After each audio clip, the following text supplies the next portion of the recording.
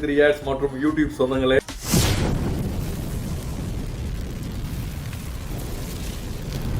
நாம் அனைவரும் ஒன்று கூடி பயணிப்பது நமது globe star PDM Ramesh YouTube channel.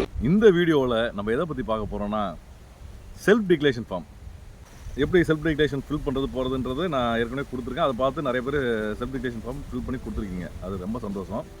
இப்போ நான் சொல்ல போகிறது என்னென்னா, செல்ஃப் டிக்ளரேஷன் ஃபார்மில் வந்து நம்ம ஏற்கனவே ஏதாவது மிஸ்டேக் பண்ணியிருந்தோம்னா அதை எப்படி சரி பண்ணுறது, இது நம்ம சொல்லி ஐடியா கொடுத்துருக்கோம். எப்படி போய் ஒரு லெட்டர் கொடுங்கன்னு சொல்லியிருக்கோம். இப்போ அது வந்து எப்படி அந்த இதை டைப் பண்ணிக்கிறது அப்படின்றத வந்து நான் ஒரு ஃபார்மெட்டே கொடுத்துருக்கேன்.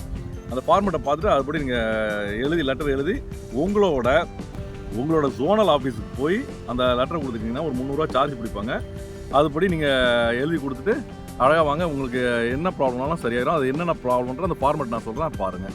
ஜோனல் ஆஃபீஸ் எங்கே இருக்குன்னு பார்க்குறதுக்கு வழக்கம் போல் நம்மளோட ஆப்பில் போய் மைவி3 ஆட்ஸ் ஆப்பில் போய் கான்டாக்ட் ஆஸ்குள்ளே போங்க. கான்டாக்ட் ஆஸ்குள்ளே போனீங்கன்னா நம்மளோட உங்களுக்கு ஆஃபீஸ் எங்கேயோ ஜோனல் ஆஃபீஸ் எங்கேயோ அது வந்து அதில் காட்டும். அந்த ஆஃபீஸுக்கு போய் நீங்கள் கொடுத்தீங்கன்னா போதும். இல்லை நியர்பை எந்த ஆஃபீஸ்னாலுமே அப்செட் பண்ணுவாங்க. அதுக்கு தான் அந்த டிக்ளரேஷன் ஃபார்மில் வந்து உங்கள் ஊர் பேர் அது எல்லாமே கேட்டிருப்பாங்க. நீங்கள் அது சரியாக கொடுங்க, சரிங்களா? இல்லை ஏதாவது சந்தேகம்னாலும் கமெண்ட்ஸ் கொடுங்க, நான் அதுக்கு பதில் சொல்கிறேன்.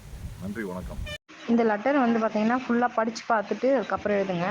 அதில் ப்ராக்கெட்டில் மேலே வந்து மென்ஷன் பண்ணியிருப்பாங்க, இதில் நீங்கள் என்ன தவறு செய்தீர்களோ அதை மட்டும் குறிப்பிட வேண்டும்.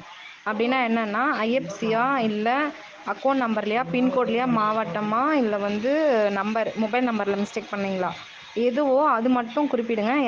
எல்லாமே குறிப்பிட்டீங்கன்னா எல்லாத்துலேயும் மிஸ்டேக் பண்ணியிருக்கீங்கன்னு அர்த்தம். அப்புறம் இதோட 3 கலர் ஜெராக்ஸ் என்னென்னா, ஆதார், பேனு, அப்புறமா வந்து பார்த்திங்கன்னா அவங்க எந்த பேங்க் கொடுக்க போகிறீங்களோ அந்த பேங்க் புக்கோட கலர் ஜெராக்ஸ், இது 3 ஜெராக்ஸ் பண்ணி லெட்டர் பேடோட பின் பண்ணி, யாரோ பர்டிகுலர் மெம்பர் அவங்க தான் ஐடிக்கு சொந்தக்காரர் தான் வரணும்.